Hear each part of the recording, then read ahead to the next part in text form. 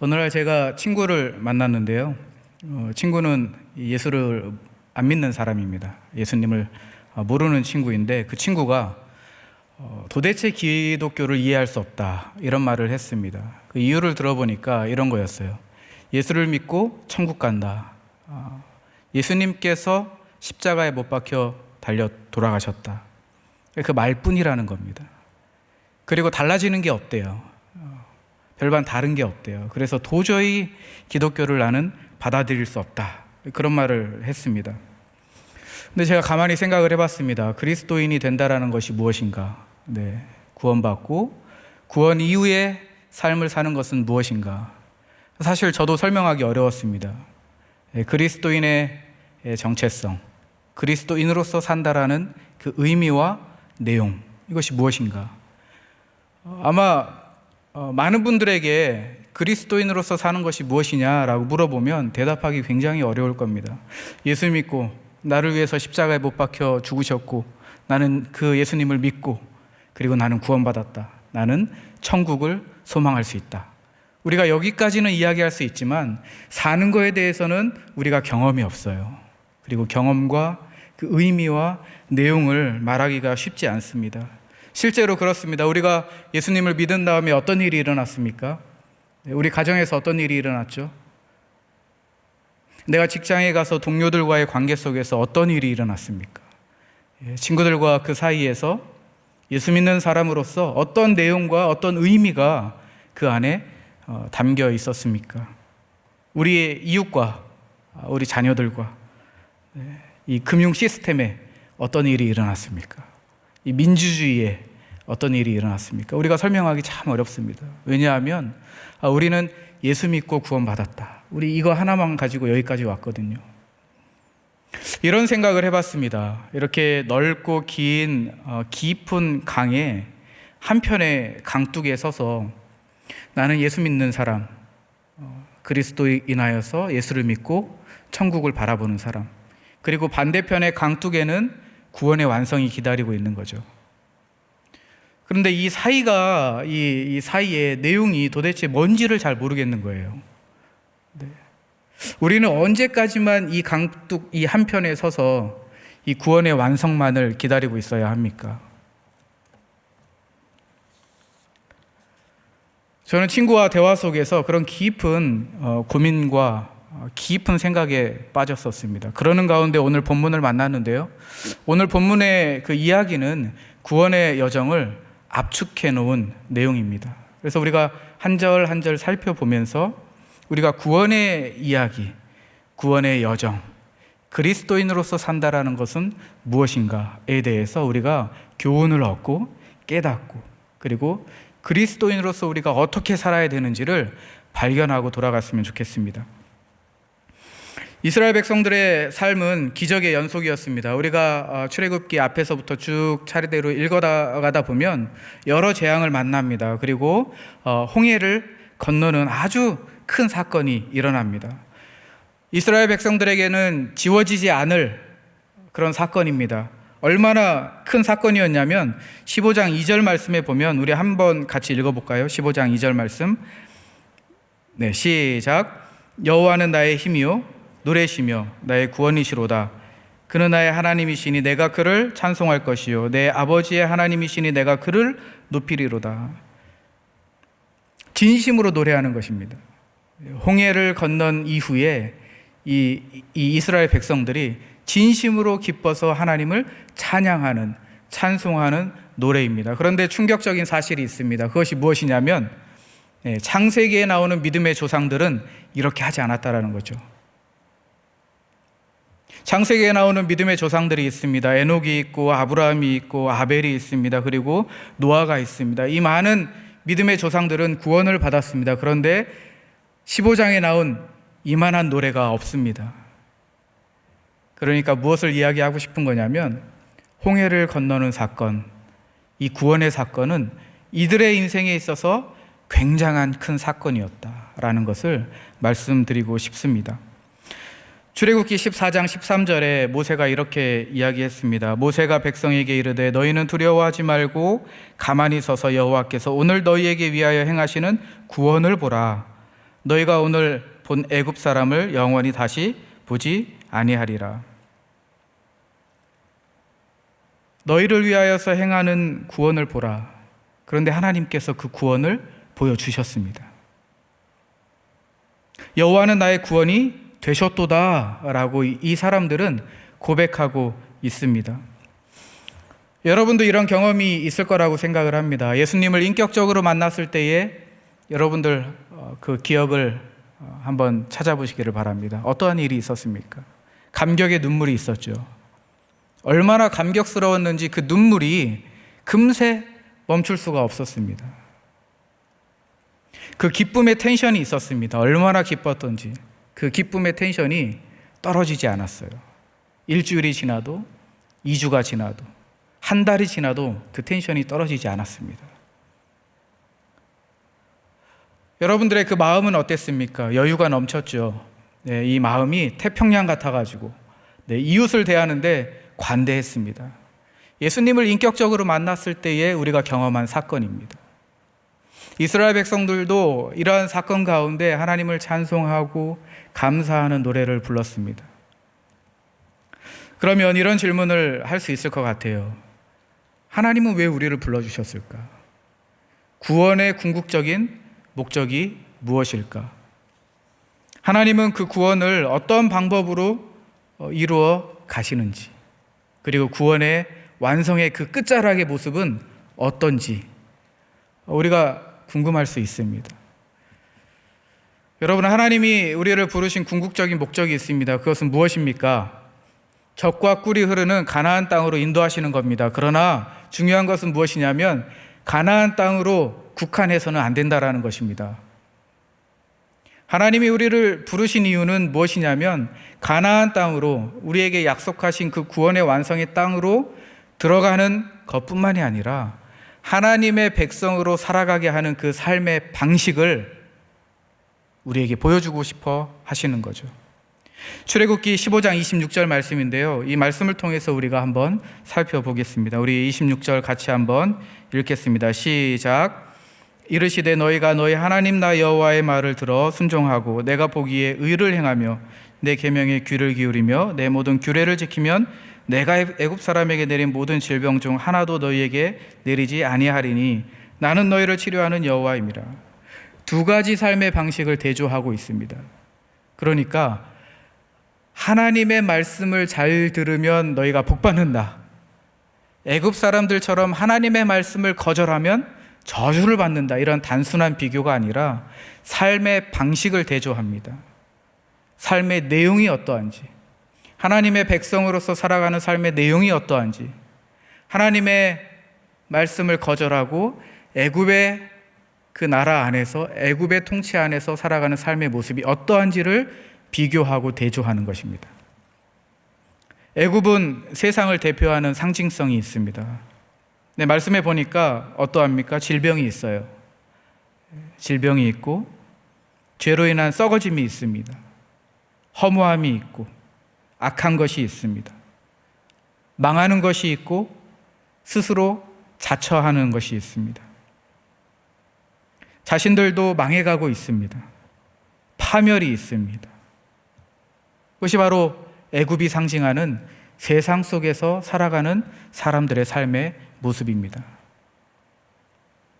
그런데 하나님은 그러한 방식을 원하시지 않습니다. 하나님이 원하시는 삶의 내용은 인류를 회복시키는 것입니다. 모든 만물을 회복시키는 것이 하나님의 계획이고 하나님의 목적입니다. 우리가 하나님의 백성으로 부름받았다라는 것은 무엇이냐면 하나님의 삶의 통치 가운데 살아가는 것입니다. 그것이 26절에서 이야기하는 대조입니다. 애굽을 상징하는 세상의 방식으로 살아갈 것인가? 아니면 하나님의 통치 아래에서 살아가는 하나님의 자녀의 삶의 방식으로 살아갈 것인가? 사도 바울이 이 말씀을, 이 내용을 집약적으로 이야기합니다. 로마서 5장 1, 2절 말씀인데요, 이 말씀을 우리 같이 한번 읽어보겠습니다. 시작.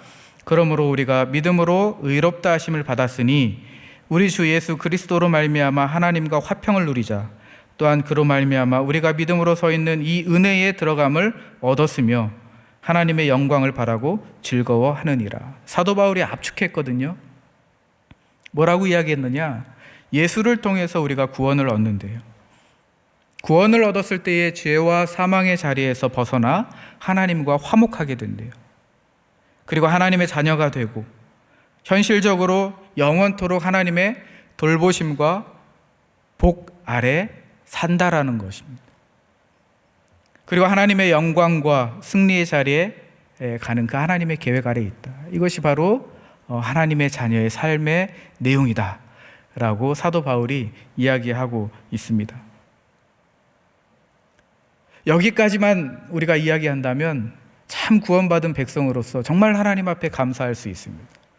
노래할 수 있죠. 찬송할 수 있습니다. 얼마나 좋습니까?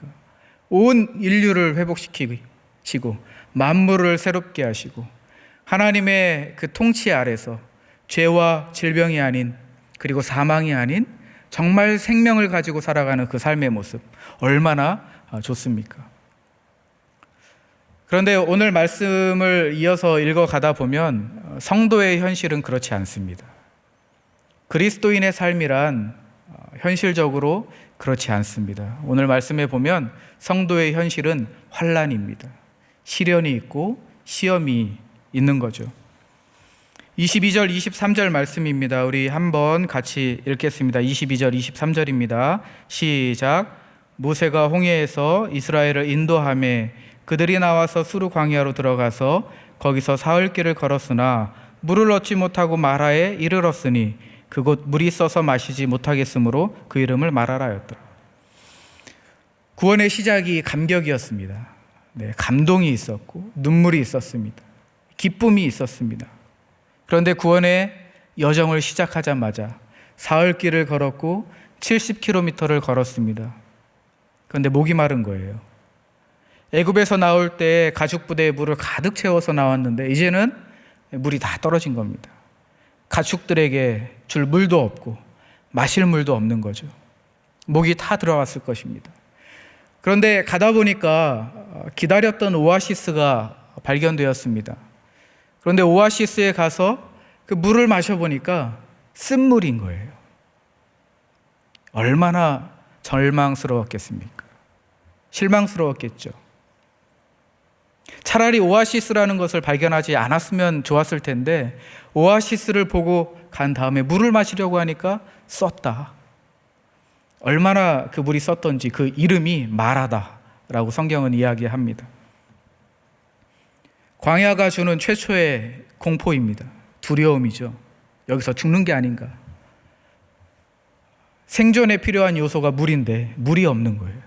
살 수가 없는 겁니다. 그리스도인으로서 내가 예수님을 믿고 살기로 작정하고 살아가 보려고 하는데 생존에 필요한 물이 없는 겁니다. 두려움이 생기겠죠. 공포가 생길 겁니다. 우리는 이러한 일을 자주 경험합니다. 그렇죠? 열심히 공부해서 대학에 갔더니 취업이라는 쓴물이 있습니다. 취업을 열심히 준비해서 직장에 갔더니 무시무시한 조직 문화라는 쓴물이 있습니다. 남자친구를 만나고 여자친구를 만났습니다. 달달하겠거니 생각을 했더니 쓴물이었습니다. 결혼을 했어요. 아이를 낳았습니다. 이제는 끝났겠다 싶었더니 쓴물이었던 것입니다. 쓴물의 연속입니다. 그 연속 가운데 그 마음이 어떠했겠습니까? 두려움이 있고 공포가 있고 좌절이 있겠죠.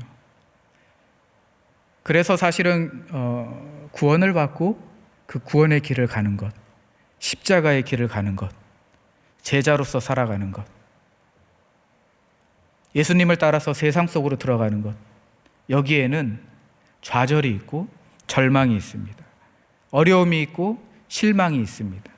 낙심이 있고 의심이 있습니다. 성도의 마음 가운데 이러한 질문이 생길 것입니다. 이런 식이라면 하나님 왜 불러주셨습니까? 이런 식이라면 내가 왜 구원받아야 합니까? 그냥 내버려 두시지 하나님 왜 나를 이렇게 불러서 이러한 어려움을 경험하게 하십니까? 라는 질문이 나올 수밖에 없겠죠. 예수님의 사랑으로 구원이 허락됐는데, 그렇죠? 하나님의 외아들 때문에 그 외아들로 인하여서 내가 구원을 받았는데, 감격이 있었고 감동이 있었는데 그 다음이 없는 거예요. 그 다음이 없어요. 세상 속에서 내가 살아가는 데 있어서 다른 사람들보다 위에 있는 것도 아니고 더 잘 나가는 것도 아니고 예수 믿었다고 해서 더 가진 것도 없고 더 많은 발언권을 가진 것도 없고 꺼내어놓고 자랑할 만한 것도 없고 아무것도 가진 게 없는, 그래서 아빠 찬스 한번 쓸 수 없는 그러한 형편으로 매일매일 살아가는 거죠. 하나님 이럴 거면 왜 불러주셨습니까? 별반 다를 게 없지 않습니까? 이러한 질문을 우리는 늘 할 수 있습니다. 구원을 받은 홍해를 건넌 백성들도 그러한 마음이었습니다. 24절에 보니까 백성들이 모세에게 원망했다라고 이야기합니다. 원망했다. 불평하고 불만을 이야기했다라는 거죠. 그런데 재밌는 것은 무엇이냐면 이스라엘 백성들은 위기를 만날 때마다 불평을 했습니다. 이미 홍해를 건널 때에도 불평을 했습니다. 14장 11절 12절 말씀에 어떻게 불평했는지 한번 같이 읽겠습니다. 시작. 그들이 또 모세에게 이르되 애굽에 매장지가 없어서 당신이 우리를 이끌어내어 이 광야에서 죽게 하느냐? 어찌하여 당신이 우리를 애굽에서 이끌어내어 우리에게 이같이 하느냐? 우리가 애굽에서 당신에게 이른 말이 이것 아니냐? 이르기를 우리를 내버려 두라. 우리가 애굽 사람을 섬길 것이라 하지 아니하더냐? 애굽 사람을 섬기는 것이 광야에서 죽는 것보다 낫겠다. 네. 차라리 구원 안 받는 게 낫겠다. 차라리 홍해를 건너지 않고 애굽에서 노예로 사는 게 이거보단 낫겠다라는 거죠. 그런데 이스라엘 백성은 시내산에 머문 이후에도 1년을 머물고 가나안 땅을 향하는 그 가운데에서도 불평이 멈추지 않고 불만이 멈추지 않습니다. 늘 투덜거리는 거죠. 이런 식이라면 하나님 왜 구원하셨습니까?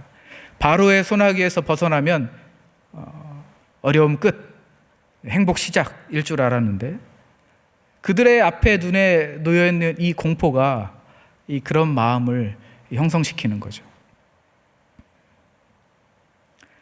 성경이 보여주는 구원받은 백성의 모습입니다. 애굽 사람들과 다를 게 없어요. 성경은 적나라하게 하나님의 사람이 이러한 연약함이 있다는 것을 보여주고 있습니다. 우리도 벗어날 수 없습니다. 그렇죠? 네, 우리도 얼마나 불평하고 불만스럽게 이야기합니까? 하나님께서 나를 구원해 주셨던 예수 그리스도를 우리가 잊어버릴 때가 얼마나 많이 있습니까? 우리 눈앞에 놓인 이 어려움 때문에, 절망 때문에, 시련 때문에, 내가 죽을 것 같은 내 생존에 필요한 이 물이 없어서 얼마나 우리는 하나님을 잊어버리고 살았습니까? 우리는 쉽게 생각합니다. 예수 믿었더니 이렇게 되더라. 예수를 믿었더니 저렇게 되더라. 우리는 힘을 갖고 싶은 거예요. 그런데 하나님은 그걸 원하시지 않습니다. 하나님께서는 예수 믿었다고 해서 사회적 지위를 주시지 않습니다. 특별한 재능을 주시지도 않고요. 건강과 부를 주는 방식으로 하나님을 증명하도록 하시지 않습니다. 하나님을 믿었더니 모든 소원이 다 이루어졌다. 하나님을 믿었더니 모든 문제가 다 해결되었다. 이런 식으로 하나님을 믿도록 우리를 인도하시지 않습니다. 물론 그렇게 하실 수도 있습니다. 그렇게 하실 때가 있습니다.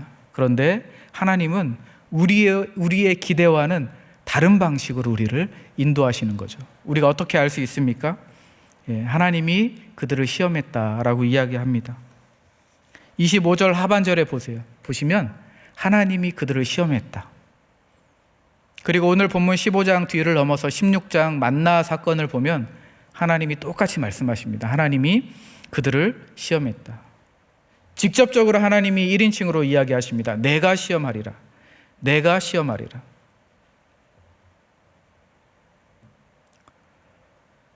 그런데 여기에 하나님의 의도가 담겨져 있습니다. 두 가지 의도가 있는데요. 왜 하나님이 시험을 주시는가? 첫 번째로는 하나님의 시험을 통해서 우리의 심령의 연약함이 드러나는 것입니다. 우리의 육신이 얼마나 부패되었는지, 그리고 내가 선함이 없는지를 발견하는 것이죠. 우리를 겸손하게 하는 것입니다. 다른 말로 이야기하자면 하나님께서 허락하시는 이 시험을 통해서 우리의 교만을 가리우시는 겁니다. 이것이 첫 번째 하나님의 지혜로운 목적인 거죠. 두 번째 목적은 무엇이냐?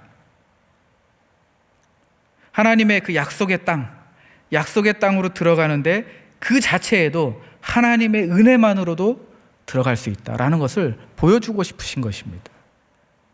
그러니까 우리의 공로로 들어가는 것이 아니고 우리가 뭔가 하나님의 법도에 율례에 순종하고 잘했기 때문에, 예수님의 말씀을 잘 들었고 하나님의 말씀에 잘 들었기 때문에 우리가 그 가나안 땅에 들어간다, 이게 아니라 가나안 땅에, 약속의 땅에 들어가는 것은 오로지 하나님의 은혜만으로 들어간다라는 것을 보여주시는 겁니다.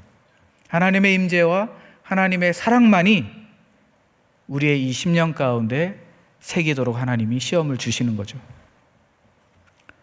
그러므로 성도의 환난은 결말이 아닙니다. 우리가 겪는 환난과 시험과 시련은 결말이 아닙니다. 이 시련을 통해서 하나님이 얼마나 오래 참으시는지, 그리고 하나님이 얼마나 선하시는 것인지를 우리가 확인하는 것이죠.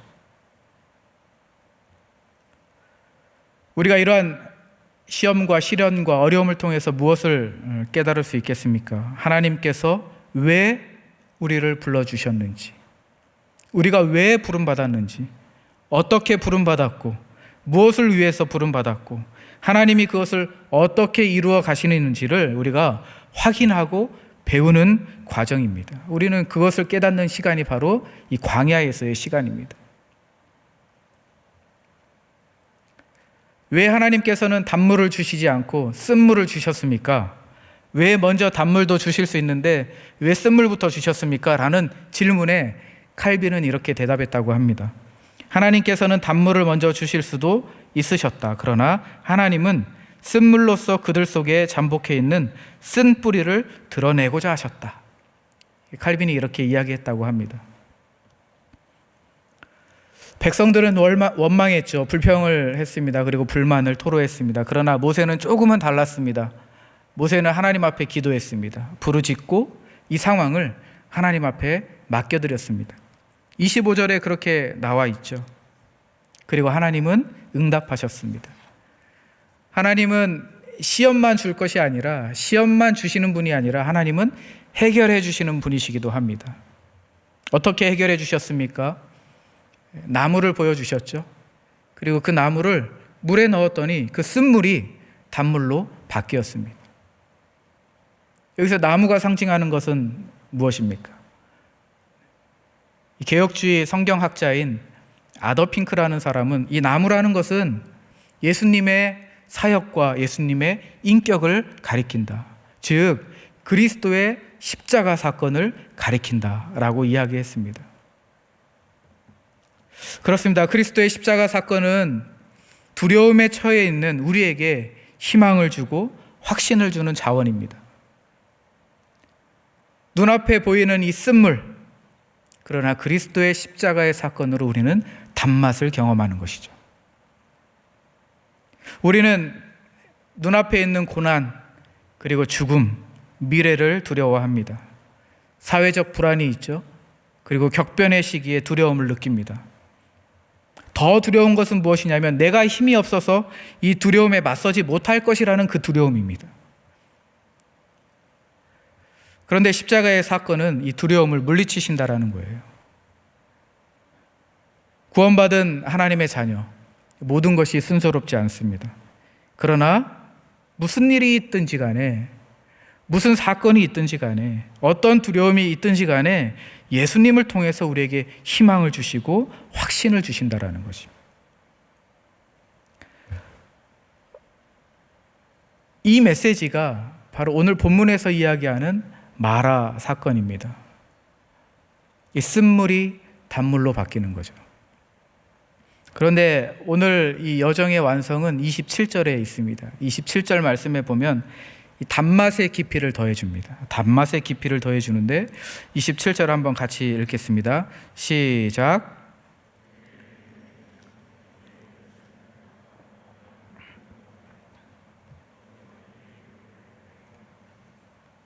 네, 하나님이 이스라엘 백성을 마라에서 멈추게 하지 않으셨습니다. 마라에서 엘림으로 인도하십니다. 엘림에는 12샘이 있고 70개의 종려나무가 있습니다. 이것은 무엇을 상징하냐면 12지파를 이야기합니다. 12지파와 70인 장로를 이야기합니다. 여기서 말하는 의미는 무엇이냐면 구원의 충만함입니다. 구원의 충만함, 구원의 완성, 구원의 풍성함. 마라에서 이 엘림으로 구원의 여정 가운데 그 구원의 끝을 보여주는 거죠. 그리스도인으로서 사는 것, 그 광야 가운데 사는 것, 때로는 마라를 만나고, 그러나 그리스도의 십자가로 인하여서 그리스도의 옷을 입고 단맛을 경험하고, 또 가다 보니까 시련을 만나고, 또 단맛을 경험하고, 또 좌절을 경험하고, 또 단맛을 경험하고, 그러나 그 끝은 엘림이라는 거죠. 그 가운데 온전한 안식이 있고 그늘이 있고 깨끗한 물이 있습니다. 구원의 충만함이 있고 구원의 풍성함이 있습니다. 우리에게 무엇을 가르쳐 줍니까?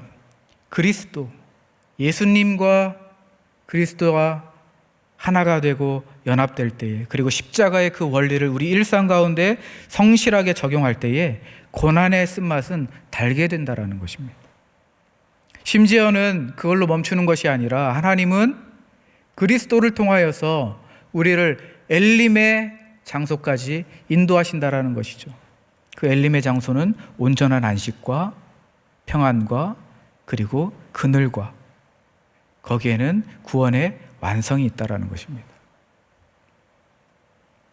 여러분, 이제는 우리가 좀 정리할 수 있겠죠. 우리는 이 강둑 한편에 서서 우리는 예수님을 믿고 구원을 받았습니다. 그저 그것만 외치면서 반대편에 있는 구원의 완성을 기다리는 것이 아니라 우리는 그 길을 걸어가는 것입니다. 그 길에는 어떠한 이야기가 있습니까? 70km를 건너갔을 때에, 지나갔을 때에 생존의 위협도 느끼고, 단물인 줄 알았지만 그 쓴맛을 경험하기도 합니다. 그러나 그리스도의 은혜로 인하여서 우리는 단맛도 경험하는 거죠. 우리가 이 가운데 있는 수많은 이야기가 있습니다. 우리는 이 이야기를 우리 동료들에게, 친구들에게, 우리 가족에게, 우리가 예수를 믿지 않는 모든 사람들에게 이야기해 줄 수 있어야 합니다. 말씀을 마무리하도록 하겠습니다. 고린도전서 10장 1절 말씀에 보니까 홍해의 체험은 세례받은 것이다, 이렇게 이야기합니다. 성도가 예수 믿으면 세례받는 것입니다. 그리고 세례를 받는다라는 것은 홍해를 건너는 것입니다. 예수를 우리가 믿었을 때에는 우리의 옛사람을 버리게 됩니다. 그리고 우리는 오직 믿음으로 그리스도를 통해 구원을 받아들인 자들인 거죠. 이제는 중요한 것은 우리가 어떻게 살아가야 될지를 우리가 깨닫는 것입니다. 누가복음 1장 38절에 마리아가 등장하는데요, 1장 38절에 아주 유명한 마리아의 고백이 있습니다. 마리아는 이렇게 고백했습니다. 주여, 주의 여종이오니 말씀대로 내게 이루어지이다.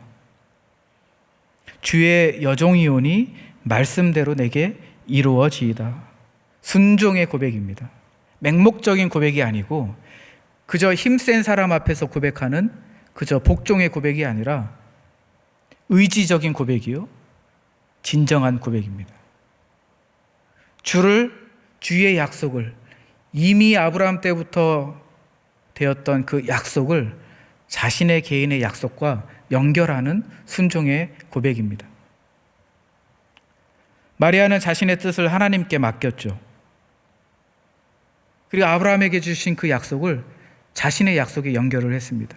아브라함은 어떤 사람입니까? 히브리서 11장 8절에 보니까 갈 바를 알지 못하고 갔다. 마리아도 마찬가지입니다. 마리아가 요셉과 약혼을 하고 연애를 하면서 이런저런 계획을 세웠을 것입니다. 네. 결혼을 하면 아이를 몇 명을 낳을지, 어떻게 살지, 집은 어떻게 구할지, 이러한 여러 계획이 있었을 거예요. 근데 하나님이 마리아를 부르심으로 인해서 그 계획이 산산조각 났습니다. 당황했겠죠. 명예로움과 수치스러움, 이 딜레마에서 왔다 갔다 했겠죠. 이때의 마리아의 고백이 빛을 발하는 것입니다. 주의 여정이오니 말씀대로 내게 이루어지이다. 그렇습니다. 그리스도인이 된다라는 것은 무엇이냐면 이 마리아처럼, 기본적으로 마리아처럼, 아브라함처럼 그랬던 것처럼 우리가 그 여정을 믿음으로 하나님 앞에 맡기고 걸어가는 것입니다. 순종하는 것이죠. 그리스도인이 된다라는 것은 단순하게 헬스클럽에 등록하는 것 아닙니다. 그리스도인이 된다는 것은 성공과 잠재력, 이 실현을 돕는 프로그램이 아니죠. 기독교는 이 영적인 서비스를 제공하는 자판기 같은 것이 아니죠. 구원받은 백성의 이 신앙 여정은 흥정이 아니라 순복이기 때문입니다. 이제는 우리는 이 구원의 여정을 걸어가야 합니다.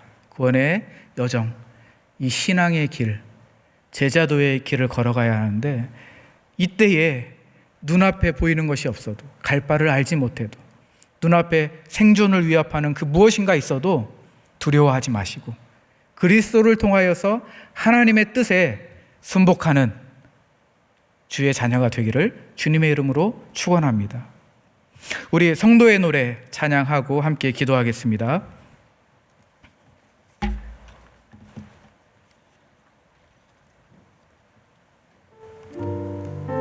우리 다 함께 일어나셔서 오늘 말씀을 기억하면서 찬양하겠습니다. 난간함과 고난 수고로움 속에도 성도는 그 믿음을 지켰네.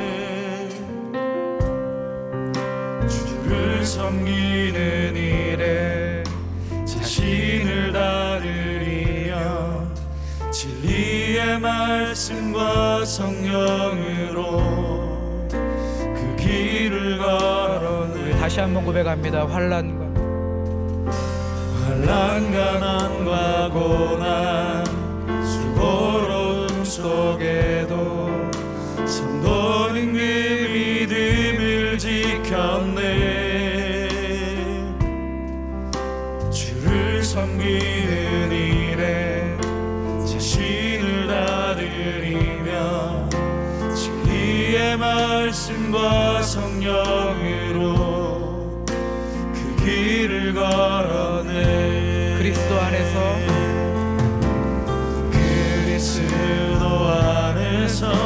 새롭게 하시고 그리스도로 인하여 자유케 되었네.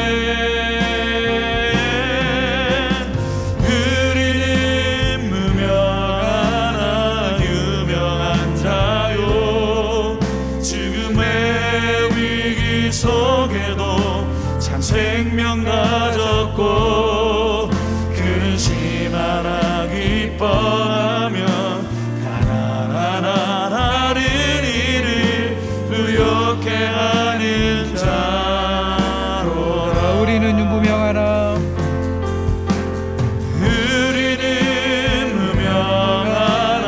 유명한 자요. 죽음의 위기 속에도 생명 가졌고 근심하나 기뻐하며 하나하나 다른 일을 부욕해 하는. 우리 다시 한번 고백합니다. 우리는 무명하나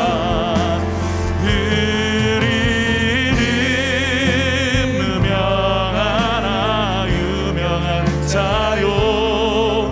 죽음의 위기 속에도 생명 가졌고 근심하나 기뻐하며 하나하나 다른 일을 부욕해 하는. 다시 한번 고백합니다. 우리는 무명하나 유명한 자요.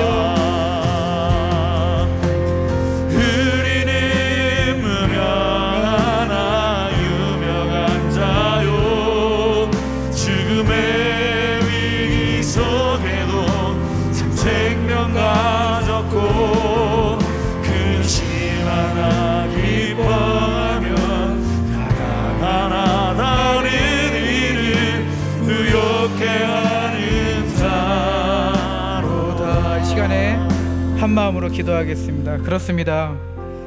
우리는 그리스도 안에서 새롭게 된 자들입니다. 그리스도 인하여서 자유케 된 자들입니다. 우리는 근심이 있을 수 있습니다. 그러나 우리는 기뻐할 수 있습니다. 좌절이 있을 수 있습니다. 어려움이 있을 수 있습니다.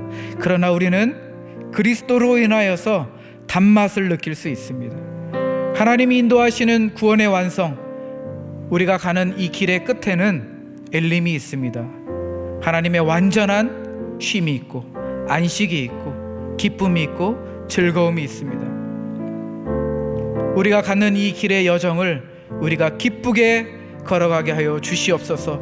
그리스도와 동행하고 그리스도와 함께하고 하나님의 인도하심 가운데 우리가 이 길을 하나님께 감사하면서 걸어갈 수 있도록 주님 축복하여 주시옵소서. 이 시간에 한 마음으로 함께 기도하겠습니다. 하나님 아버지 감사합니다. 하나님, 이 시간 우리에게 주신 이 말씀을 통하여서 우리가 걷는 이 길의 여정을 하나님 보여주시니 감사합니다. 하나님, 우리가 이 길을 걸었을 때 우리 눈앞에 있는